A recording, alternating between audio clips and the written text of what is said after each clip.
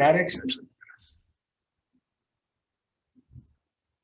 So cybernetics, right? It sounds like something like cyborg or, some futuristic, robotic type of thing, right? But it's really a word that's derived from steersman, and it's the science of achievement, right? One of the definitions of it is that it's the study of systems with goals, right? It's the art of ensuring goal attainment, right? So this is really the science of success, right? And the science of achievement is this idea of cybernetics. And again, this word means navigator or steersman, right? Directing your efforts, towards some type of goal achievement, right?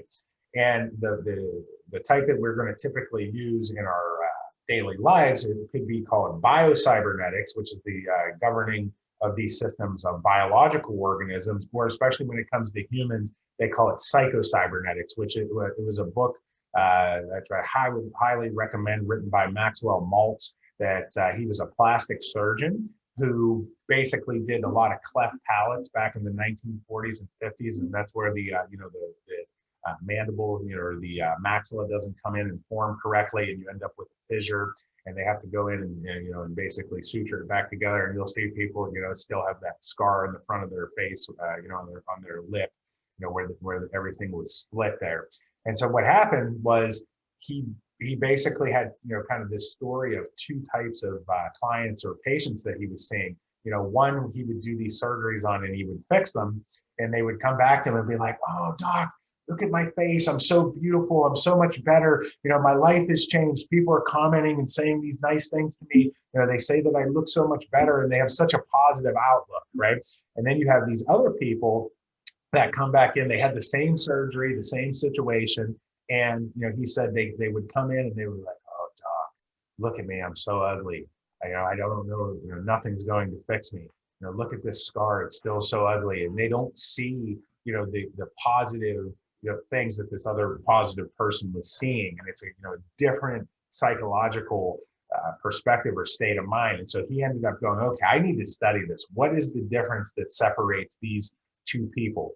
And one of the reasons I reference this guy is because he's kind of the foundational person, or the founding father of most of our modern performance and sports psychology. Almost everything kind of goes back to this guy in terms of what it takes to help somebody perform and improve their achievement of their goals, right?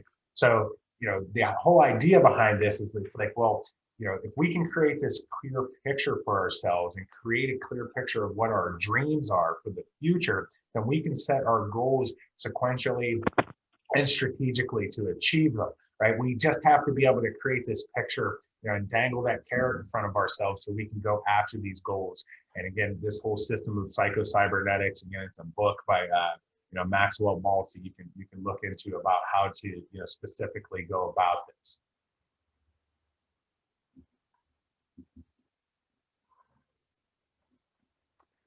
So, one of the interesting things, again, this comes back to